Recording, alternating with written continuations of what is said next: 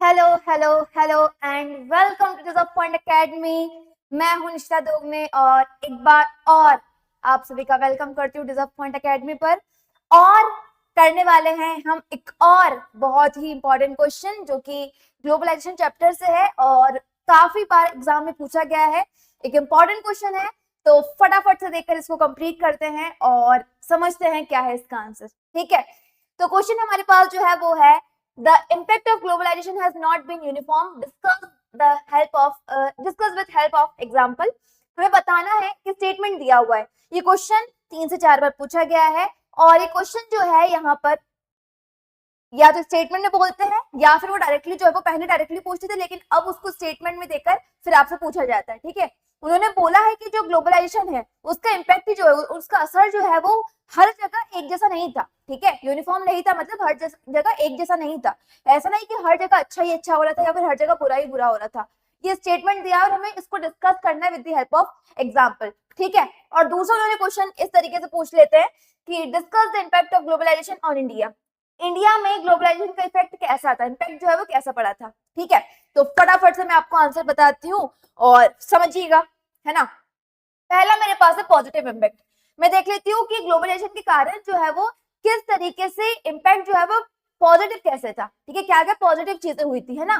पहला जो है वो क्या है, it has resulted in more choice for consumer to get various product for better quality and at lower prices. ठीक है, अब भैया ग्लोबलाइजेशन हुआ है। ठीक है, अब ग्लोबलाइजेशन हुआ है तो हुआ क्या उससे कि हमारे पास अब दूसरी जगह के भी प्रोडक्ट आ गए हैं, है ना।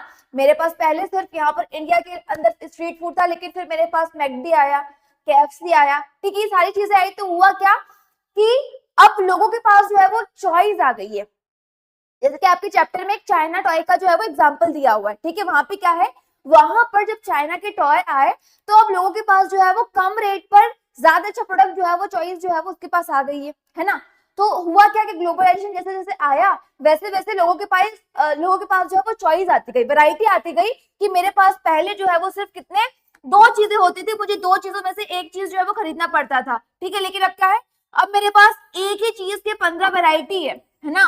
मेरे पास एक ही चीज के एक ही टॉय, फॉर एग्जाम्पल कार है तो मेरे पास कार टॉय के 15 तरह के एग्जाम्पल है कि मैं कौन सी कार लेना चाहूंगी, कौन सी कार जो है वो मेरे बच्चे को ज्यादा पसंद आएगी कलर के वाइज, है ना। कलर वाइज मान लो, क्वालिटी वाइज मान लो, प्राइस किसका सबसे अच्छा होगा, कम होगा और क्वालिटी किसकी अच्छी होगी। ये सारी चीजें जो है क्या है, लोगों के पास अब वैरायटी है। ठीक है, दूसरा क्या है, it has improve the standard of living. अब लोगों के पास वैरायटी है, कम प्राइस पर वो सामान खरीद सकते हैं बाकी सभी के बीच में। तो अब क्या होगा, लोग जो है वो उनका स्टैंडर्ड ऑफ लिविंग बढ़ेगा।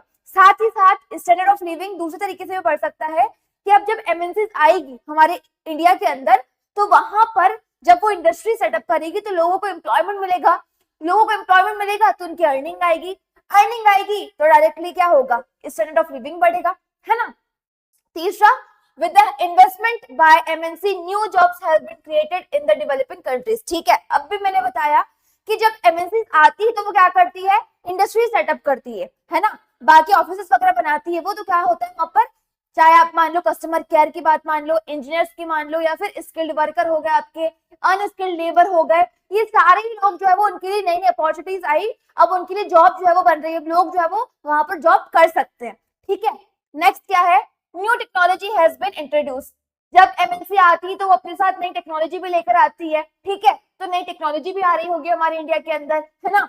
Large companies have become multinational companies such as Infosys. हमारे इंडिया की भी कंपनी जब बाहर जाएगी तो वो क्या होगी, वो भी एमएनसी बनेगी, है ना। वो बड़ी बड़ी कंपनीज बनेगी, उसके अंदर बड़े बड़े लोग और लोग जो है वो जुड़ेंगे दूसरी कंट्रीज से भी, वहां पर प्रोडक्शन कर रहे होंगे। जैसे कि इंफोसिस हमारी इंडिया की कंपनी है, वो बाहर जाकर जो है वो मल्टीनेशनल कंपनी, मल्टीनेशनल कॉर्पोरेशन जो है वो बन चुकी है। ठीक है, तो हमारी इंडिया की भी कंपनी बाहर जाएगी तो वो और बड़ी बन रही होगी। ठीक है, तो ये क्या है, ये है आपके ग्लोबलाइजेशन के कुछ पॉजिटिव इफेक्ट, है ना। पॉजिटिव इम्पैक्ट, क्या पॉजिटिव पहलू है वो। ठीक है, बात कर लो अगर मैं दूसरा दूसरा आता है आपका नेगेटिव इम्पैक्ट क्या होगा।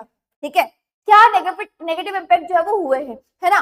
पहला है creation of special economic zone has interrupted the lives of people who have been displaced. ठीक है, अब भाई साहब जब हमने देखा था कि ग्लोबलाइजेशन जो चैप्टर है उसमें क्या हुआ है, उसमें जो है फॉरेन इन्वेस्टमेंट को, ठीक है, किसको, फॉरेन इन्वेस्टमेंट जो है उसको अट्रैक्ट करने के लिए हमारे इंडिया जो है वहां पर कुछ स्पेशल इकोनॉमिक जोन्स जो है वो बनाए जाएंगे।